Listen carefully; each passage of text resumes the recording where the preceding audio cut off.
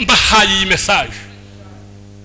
Ubu ngubu bari mu kuvuga ngo kuwa Mungu hazoba isangira ryera, hazoba meza.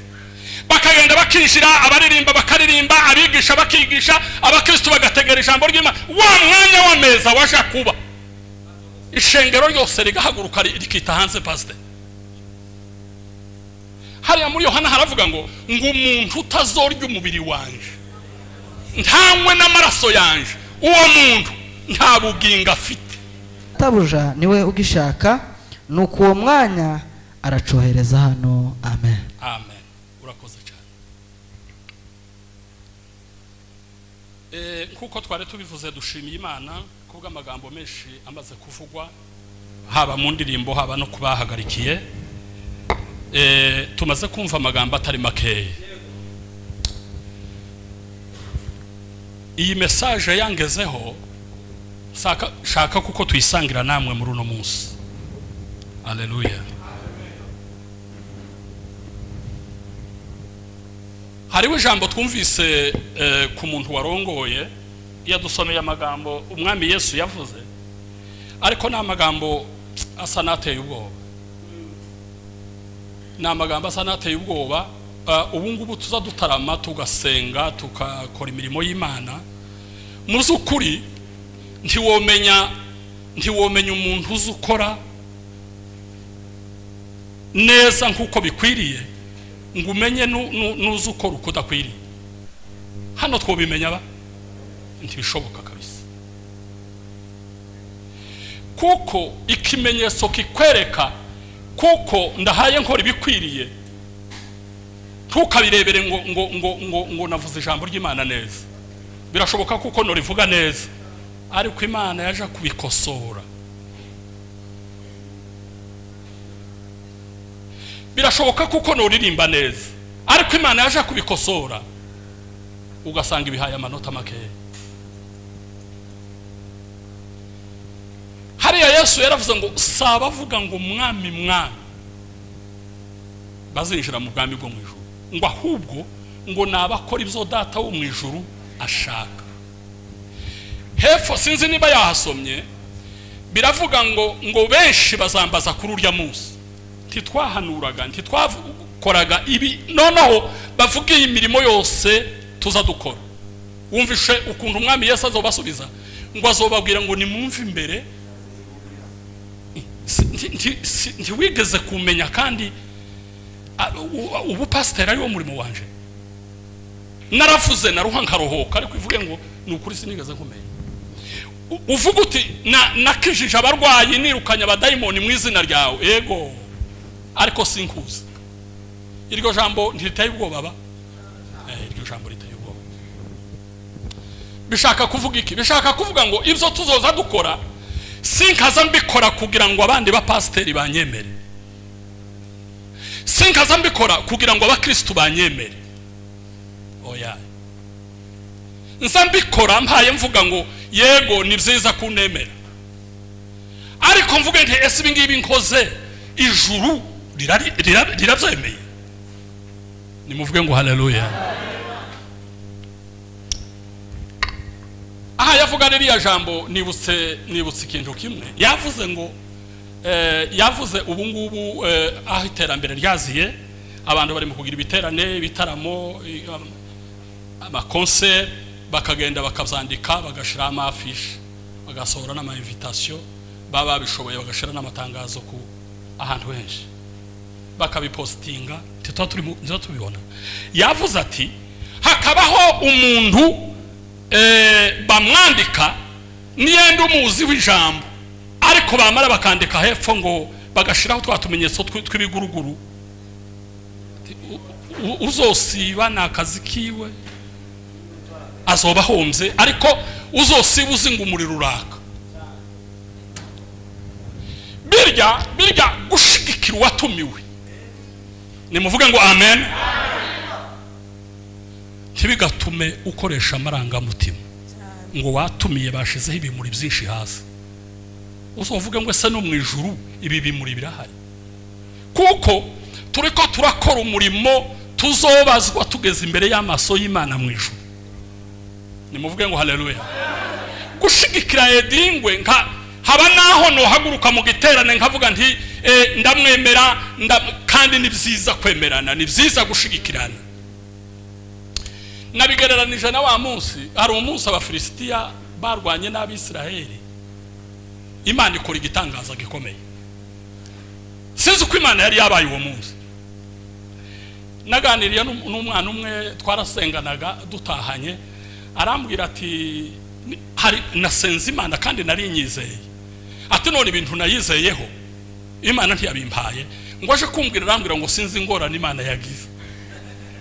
Imana nta ngorane yagize, ahubwo wisuzume ni wewe woba wazigize. Nimuvuge ngo amen. Abafilisitiya baragenda barwana n'Abisiraheli, ngo bamara kurwana n'Abisiraheli, Abisiraheli babona baraneshejwe, baragenda bazana isanduku y'isezerano. Kandi isanduku y'isezerano ni Imana yabaga. Nimuvuge ngo haleluya.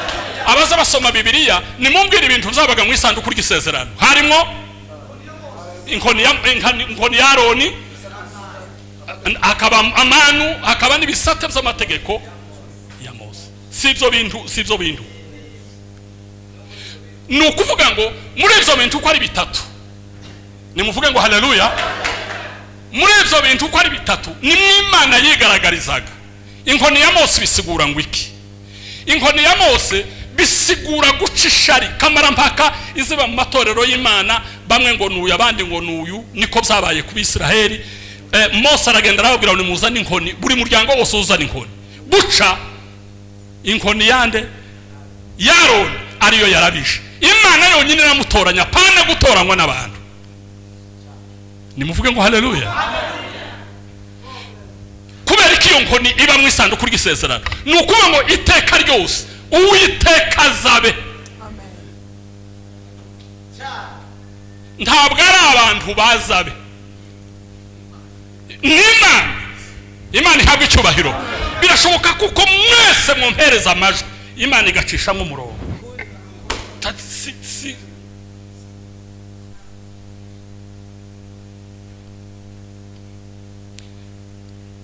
Kuba harimo amanu birasobanurwa ngo Yesu niwe mutsima wamanutse uvuye mu ijuru. Imana ihabwa icyubahiro.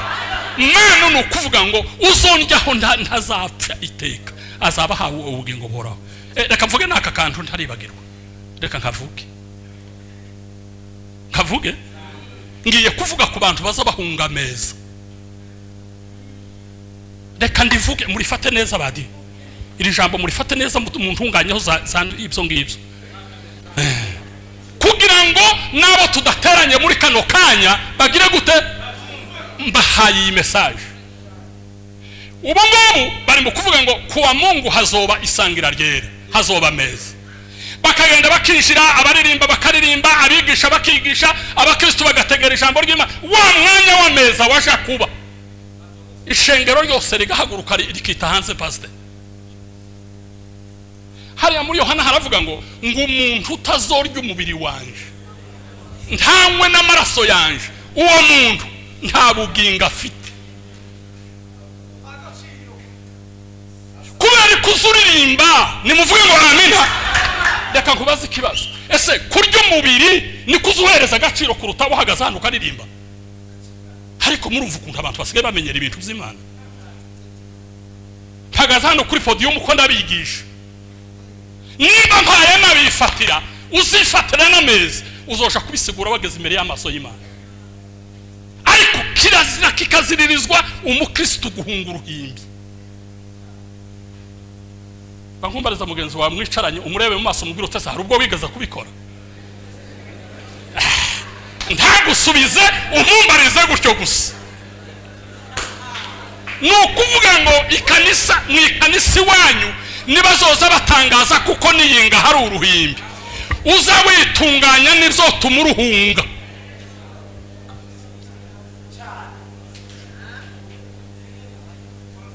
Breza la voya tasi celebre.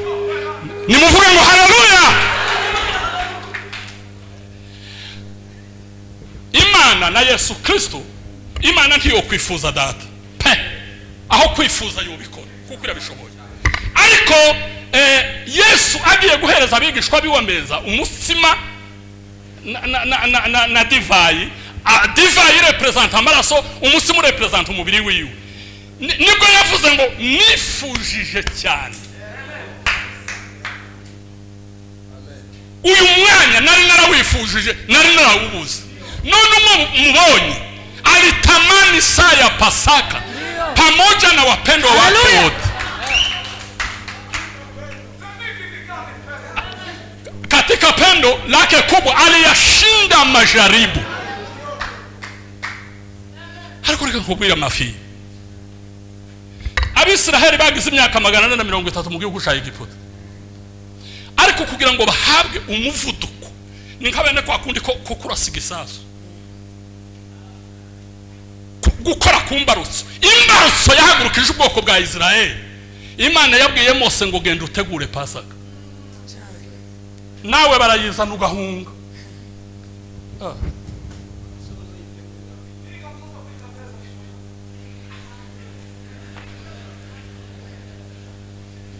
Nimuvuge ngo haleluya.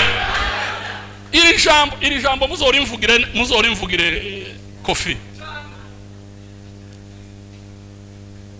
Muzovuge ngo umushumba yaravuze ngo guhunga ameza ni cyaha kitari, kandi ni wowe uhaye wigirira nabi wenyine. Nimuvuge ngo haleluya. Reka nkubaze, nimba amaraso y'intama yaratumye ubwoko bwa Israeli bwari bugize imyaka 430, amaboko yarabufite akarekura gacika, siganazwa amaraso y'umwana w'intama. Nimuvuge ngo amen. Iyo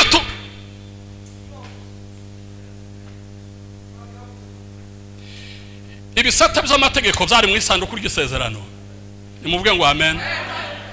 Nukuvuga ngo irya jambo Yosuwa yavuze ngo ibiri muri iki gitabo cy'amategeko ntukarorere kubihamirisha akanwa kawe, uzobizirike ku mutima, niho uzohirwa mu nzira zawe zose.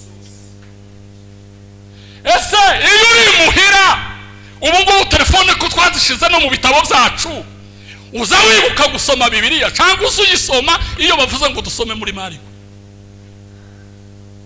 Nakabazo nkubajije ntukansubize pi.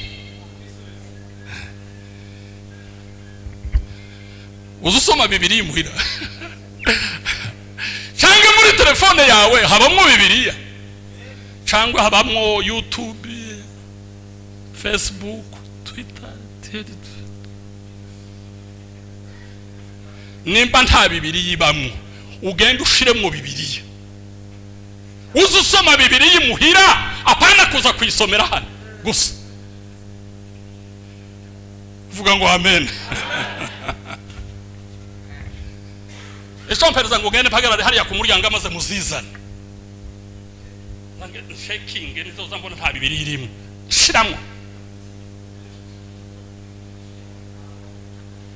Muranyemereye ko muzishiramo?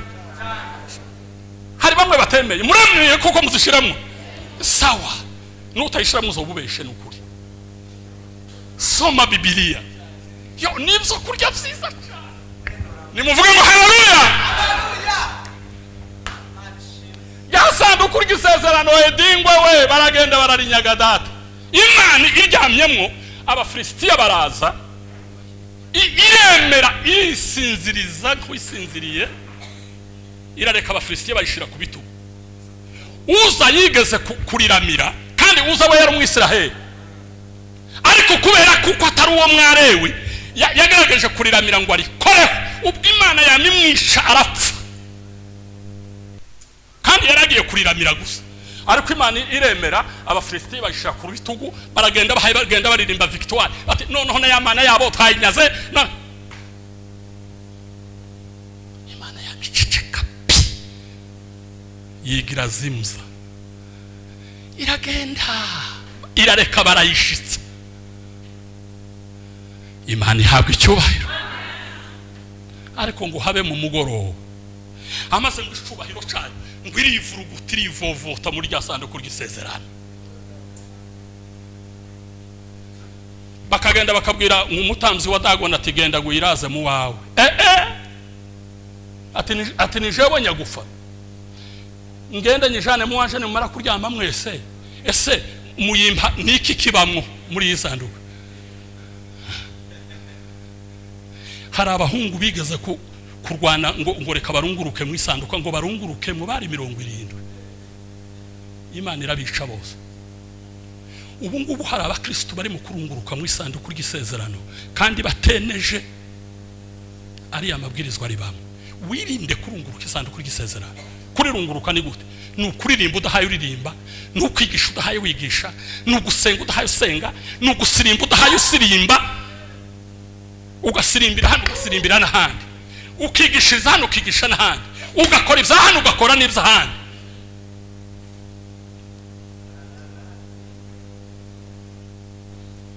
Imana ngo ibara kwivuruguta, babandi bose barayitinya bati ni mujane hariya muri kwa Dagoni isanga Imana yigenzi yiyo. Barajana, Imana iraceceka. Naho kumbe Imana yari kwishaka kugira ngo igere kuri edikota za Dagoni.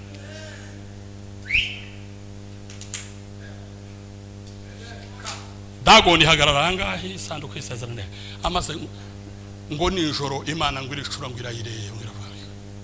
Abafilisitiya burya ni ikingi kibiringiye yikubita hasi. Takaririmbo muzamuririmba ngo ni Imana izi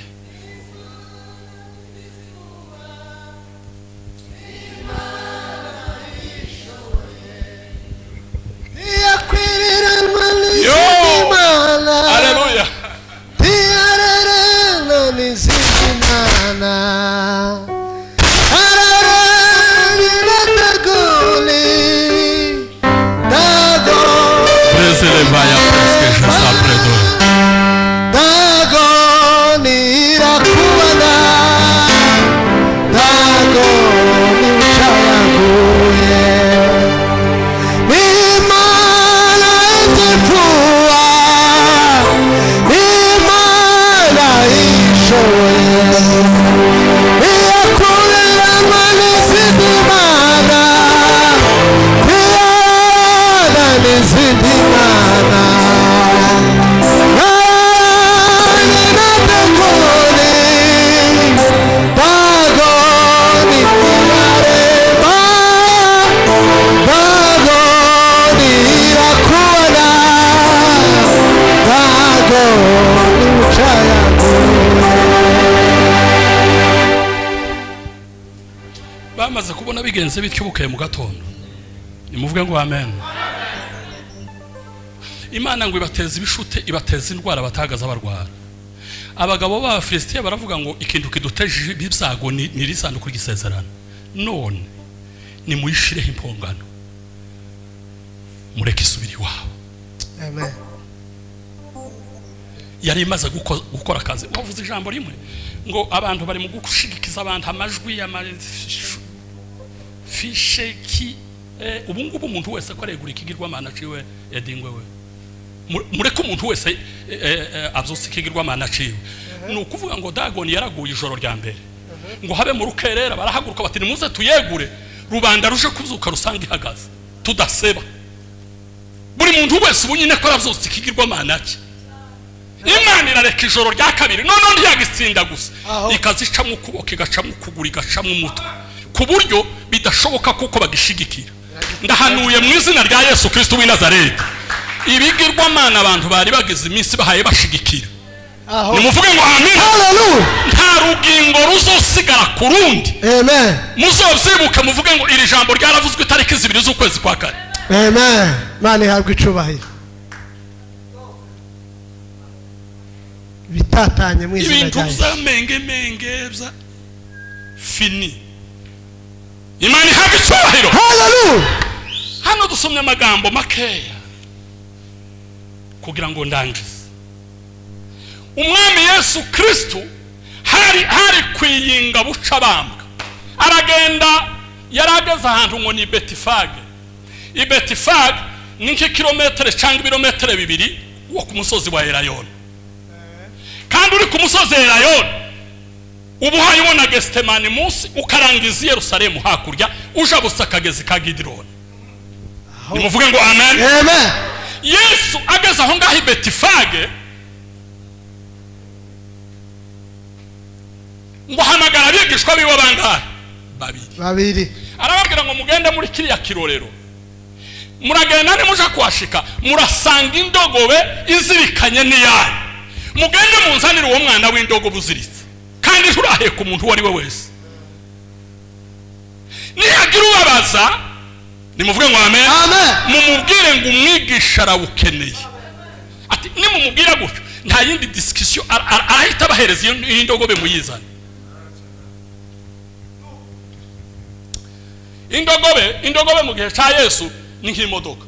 Niko kuri no usanga iriya modoka yawe hari ya kofi wayisize uhayogesha cyangwa hari iparitse, namara gushika utabonye uko nabonye ifunguzo zayo mwema gushika nkayifungura,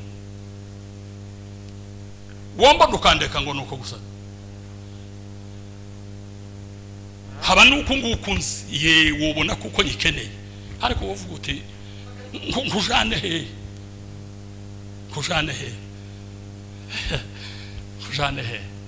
indogobe rero kuyizitura utabwiye nyirayo nuko nyina ari Yesu wari wayitumyeho. Baragenda ngo bamara gushika ntabwo basabye ngo se mwene nyiri indogobe ninde tuyimutire. Yesu yaravuze ati nimumara gushika mwana mushika muyizitura, kandi ntihagira ubabaza mubone kumubwira ngo umwigisha arayikeneye. Aho ngaho yari akoresha autorité spirituelle, nuko ngo yari kwarangiza imbaraga z'umusaraba, yaragiye kunesha byose ngo yigarurire isi n'ijuru. Amen. Imana ihabwe icyubahiro. Hallelujah. Nuwo mwanya itorero tugezemo. Hallelujah. Baragenda barakizitura, ubwo ngubwo ndagira ni nyiracu arabati iyo ndogobe mujanye he ngo umwigisha ngo arayikeneye. Ati ni umwigisha uyikeneye ni mujana. Barayishorera baraza, Yesu ngo amare gushika ayicara tegera muri ko tegera ngiye kurangiza, ngo amare kuyicaraho ubundi ndogobe bazabanza bakayigisha kugira ngo iheke umuntu. Ariko Yesu yayicayeho ya ndogobe itimenya kumuheka. Bisobanurwa ngo iyo Yesu agiye kukwinjiramo ibyinshi azabikwigisha yakugezemo. Imana ihabwe icyubahiro. Umuntu uri mu mpemu yera ni ngombwa ngo asobanukirwe iby'Imana ishaka byose. Aragenda Yesu amanuka avuye aho ngaho i Betifage yinjira mu gisagara cya Yerusalemu. Agiye kwinjira abantu bose barashwa abantu kubera ko Yesu bamwisha. Abayuda ngo baravuga bati dore wa mugabo yuri yicanda c'indogobe, bari bafite ubuhanuzi. Baravuga bati uyu munsi Herode n'ingoma y'Abaroma fini, ariko Yesu ntiyaja kwa Herode. Ishatumye bamwicaga pastor. Yesu aramanuka bamusasira ibitenge, bamusasira amashami y'imikindo, yandogo biragenda iyicaho. Usare iyo umuntu afite Yesu mu mutima wiwe nawe bo gusasira. Ntabwo bari ko basasira yandogo, bari ko basasira uyicayeho. Imana ihabwe icyubahiro. Mwana wa mugihe bazogusasira ntukagira ngo bari ko barasasira kofi. Uzomenye gutandukanya aho ngaho. Aho niho hagoye. Ako nakamye n'abantu bashiriyemo. Yesu ntiyaja kwa Herode ngo yinjira mu rusengero, ngo amare gushika ngo atangira kuraranganya amaso, ngo asanga ngo ikanisa ngo barihinduye isoko. Ko baragurisha inuma, ko baravunjisha amafaranga, ko inka ko zirabira, intama ko zirahebeba. Yesu ngo amare gushika ngo aravuga ngo ariko kubera ko urusengero rwa data mwaruguze isenga ry'abambuzi, ngo bibuka ijambo ryamuvuzweho ngo ishaka ry'inzu ya data rirarye. Nyabona mwoka byaramu ishaka ry'inzu ya data ribarye mu izina rya Yesu. Muri ko murabona ibintu bihabikorwa mu rusengero, basa bavuga ngo kudandaza inka ngo ni bene ibyaha binini pastor. Bene ibyaha binini, ibyaha binini byari bisigaye bikorwa mu rusengero. Umuntu akaza kigisha, umuntu akaza karirimba, umuntu akaza ariko yasohoka ari agakora icaha citwa ngo ni kinini, kuko abahaye adandariza mwinka yego abandi ngo bariko badandarizamwe intama no kuvuga gute intama ni bene abantu bazi gufata Bibiliya neza bakayibumbatira bakavuga bati hano hari umukiranutsi wagezeyo bakiga kugenda bukeya bakiga no kuvuga bukeya n'ijwi rigufi wa wundi bahayacuruza intama kuko intama iriyorosha kimuza muzibona ukuntu zimeze niyo bagiye kuyica wowe uzayigushwa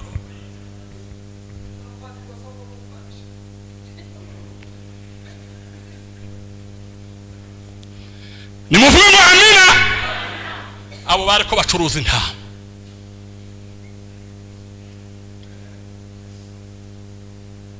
abandi ngo bariko bacuruza inuma ni iki ni ugucuruza impano z'umwuka wera mu rusengero turi kumwe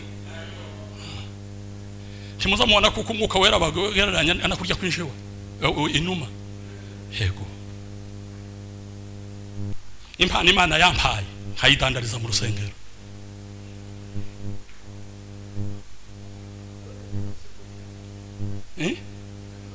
birahari pastor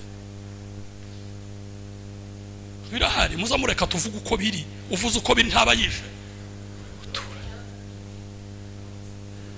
Yesu ngo arareba ngo aravuga atariko aka kajagari ngo azinga umugozi bamwe azavuga ngo yarabakubise baramurindaga se ubwo ngo yari yuzuye imbaraga z'umwuka wera nimuvuge ngo haleluya ngo azinga umugozi ngo bararanganyamo amaso ngo arahinda babandi bariruka bonyine umunyabyaha azahunga ntawe umwirukanye ngo arawuzingazinga hari umwana umwe wambajije ngo se ngo iyo batagenda yarabakubitaga tireke kitaranditswe tureke kukivuga tibahagaze mvuge ngo iyo bahagarara aba yarabakubise se nari mu mutima wiwe bahunze atabakubise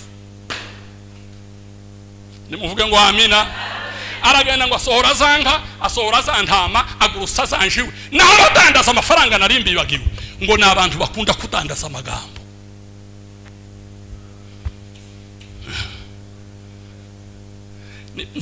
ntuzubona kuko uyu muntu afite urudorari zingahe zazivunja ngahe abazito mureke kubivuga kubw'impamvu z'akazi wogira urudorari rumwe ariko ukavunja ayahuri menshi nukuvuga ngo abantu bazi kudandaza amagambo abantu bazi kudandaza ifaranga zigereranywa na zindi zadandajwe mu rusengero azavuga ijambo rimwe kwijabe rimwe yaribwiye umuntu umwe bukira kwijabe hose yahakumise iryo jambo yavuze nuko ngo we yavuze rimwe ariko yungutse menshi itu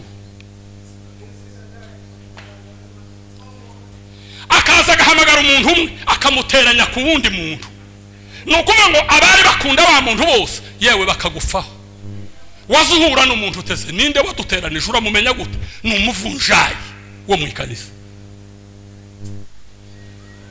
n'umweshanjeri hari bamwe akanwa kabo bakagize forex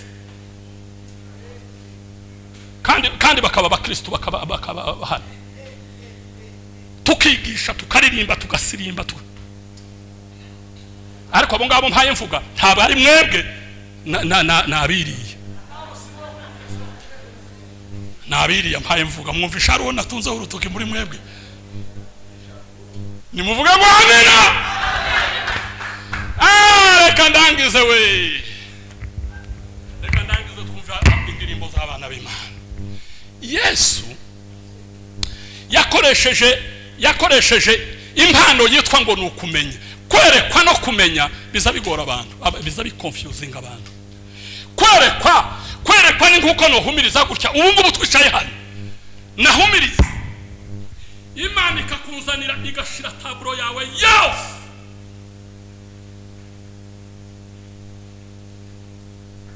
uko nukwerekwa ariko ijambo ryitwa kumenya ntabwo ari ukwerekwa ijambo ryitwa discernement n'iri jambo Yesu yavuze ngo nimugende muri kiriya kirorero murahasanga indogobe zibiri, bakagenda nyine bamara gushika bakazihasanga. Ni nguku no kwicara hangaha kababwira nti hatambutse imodoka itukura irimo abantu babiri bariko baravugana aya magambo kandi bagiye hanyanaka. Iyo ni impano yo kumenya niki nuko nguku no kwitegereza musuke twahuza amaso kagusoma papa, ni impano yo kumenya. Yehe niyo bagaza bita mu Giswahili ngo ni utambuzi. Utambuzi ufite impano ya utambuzi. Uzubu wa muhaguru haguruka, wa muhagurusa wa muhobera gutya nukuri kw'Imana ukama wumva hawa amagambo yiwe yose kandi iya kunani y'umuhobeye ntubuki mumenye. Yego pe cyangwa haba no gutomuhobera ko muhereza kuboko nkuko nguhaye bidagara. Ayiwe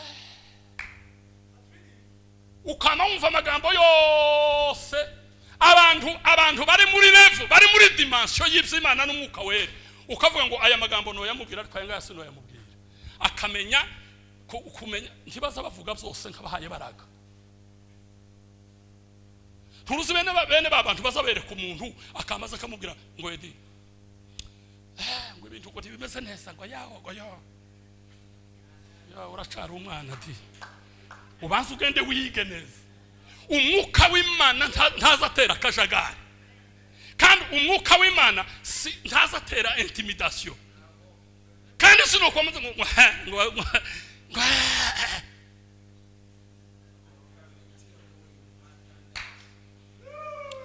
mumbabarire ko ndavuga nje uko nigishijwe nuko nzi.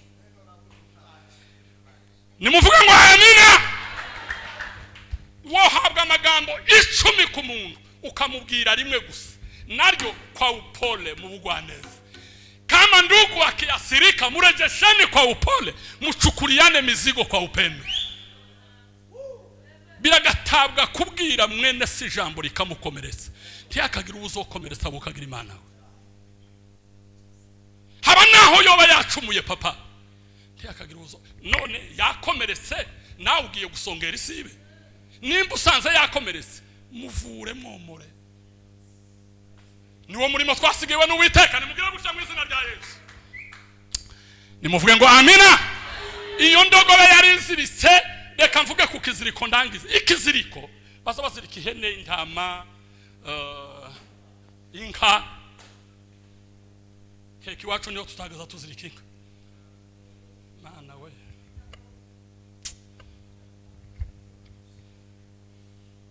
Ninkoko bazabazirika. Yego.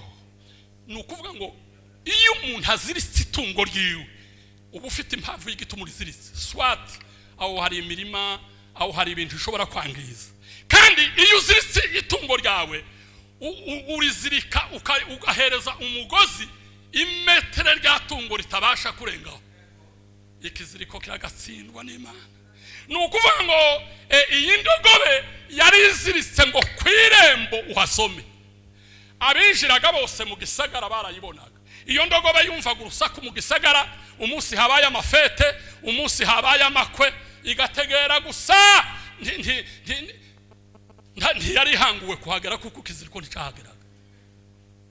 Yari afite imetero agarukiraho. Amaze umwami Yesu aravuga ngo sinoje gucungura abantu ngo sigiriya ndogobe kuri kiriya kiziriko. Wamwumvishe Yesu? Nimba Yesu yaragize impuhwe z'indogobe, ni wowe watagira impuhwe zawe uyu mugoroba wa none? Nimuvuge ngo amen.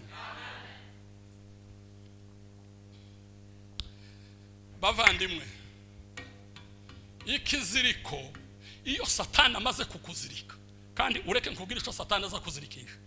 Satani ntaza kuzirikisha umugozi yazanye, aza kuzirikisha umugozi yagusanganye. Iyo asanze kamere yawe yatwawe n'ubwibyi, n'uwo mugozi akuzirikisha. Iyo asanze waziritswe n'umugozi w'ubusambanyi, n'uwo mugozi akuzirikisha. Iyo asanze uziritswe no guteranya, n'uwo mugozi akuzirikisha. Yamara akakureka. Kandi ngo Satani akunda kuzirikira abantu hariya ku irembo ry'urusengero.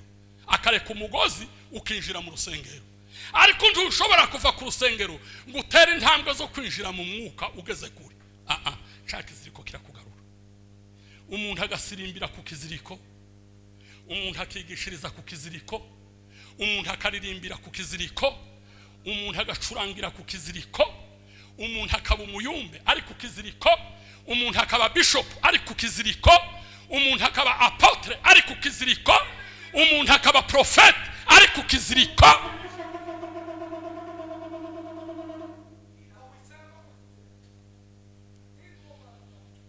Nimuvuge ngo amina. Sandi Yesu Kristo. Ariko Yesu agira impuhwe ziriya ndogobe. Aravuga ngo nimugende muyiziture. Kandi niba babaza ngo ninde yizituye, mumubwire ngo umwigisha arayikeneye. Muri uyu mugoroba wa none, mbwiye imbaraga z'umwijima n'ikirere, mbwiye imbaraga mbi zose ngo aba bantu bateraniye ahangaha, umwami wanje arabakeneye. Nimuvuge ngo amina. Ikiziriko warugize iminsi uziritswe, imbaraga zishobora zose zikuziture, ubashe kugenda. Kundi ndirimba imwe muza muririmba, ariko dufite abana batoya batayizi yose. Kundi verse ivuga ngo na kambali ya uzalimu, ntako wo kambali ya uzalimu ziritse. Iyo uziritse uba uri hafi, unakaa karibu na uzalimu. Hari ahandi mu gitabo cy'abashamanza havuga ngo kure y'intambara z'abarasana Imana ihabwa icyubahiro. Ntiwogera kure yaho utumva intambara kandi uziritse, kugira ngo uve kuri ico kiziriko ukoreraho imirimo y'Imana. Warabimenyereye ukacuzurizwaho, ukakivugiraho ruga, ukacandikiraho amandiko. Satani kavuga dandika amandiko nta kibazo, uvuga kuri ruga nta ngorane, genda wigishe bagukomera amashi, ariko ndakuziritse. Uyu mugoroba wa none Uwiteka kuziture mu izina rya Yesu. Nimuve hasi dusenge, kandi tubwire Imana ico kintu cyonyine gusa. Nitumara dutanga umwanya, umurimo wose ukorera mu rusengero, uvuge Imana ngo mpereze umutima ukangutse, uzinutswe icyaha, uzinutswe ikibi. Imana idukure ku kiziriko mu izina rya Yesu. Akabalea Prezele faya kote deskije zala Atiasa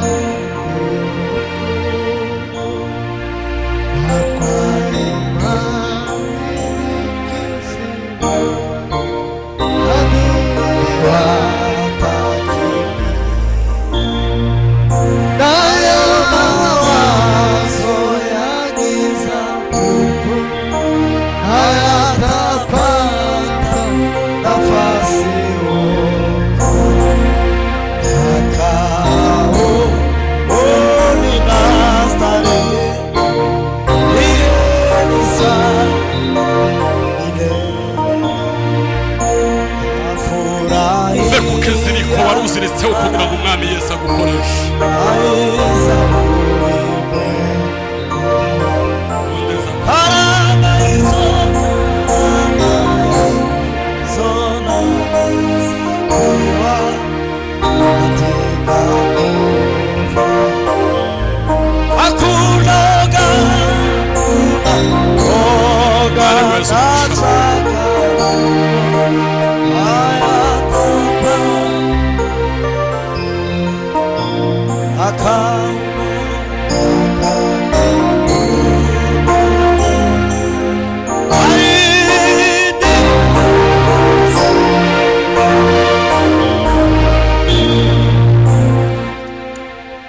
Mana ya Ibrahimu na Isaka na Yakobo, abana bawe bari imbere y'amaso yawe, kandi ni wowe baje gushaka wenyine nta wundi. Turi hano twese kandi tuziritswe n'ibintu byinshi. Mana yo mu ijuru, ingeso zatuziritse zikadukoresha ibyangwa nawe. data wera w'Imana, tukaziririmbiraho, tukazigishirizaho, tukazikoreraho imirimo.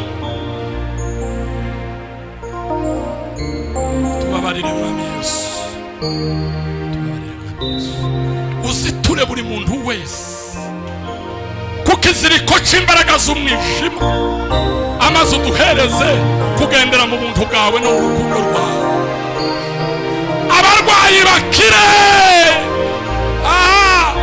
Mwami Yesu Kristo, abafite ingeso zabananiye ubaziture, abafite ibyaha byananiranye kureka ubaziture, utuziture tugendera mu buntu bwawe Mana. Obibi zilibriva Israel alobodo zanabra, abaziritswe n'ibyifuzo bibi utuziture Mana, abaziritswe na kamere utuziture Mana, abaziritswe n'amagambo adashimishije utuziture data, utuziture Yesu Mwana w'Imana. Uduhereze kuba muri wowe iteka ryose, tugirire neza buri muntu wese, yumve kuko abohotse, yumve kuko azituwe, yumve kuko akuwe ku rugero rumwe, ashizwe ku rundi. Abakozi bawe, itorero ryawe, abapapa n'abamama, abahungu n'abakobwa, abana bacu batoya, utuziture kubituziritse Mana, utuziture Mana, utuziture Mana. Amahoro yawe n'ubuntu bwawe n'urukundo rwawe bize bihora bibana natwe. Nagushimiye kuko ubyumvise, tugukomeye amashyi kuko ubyemeye mu izina rya Yesu.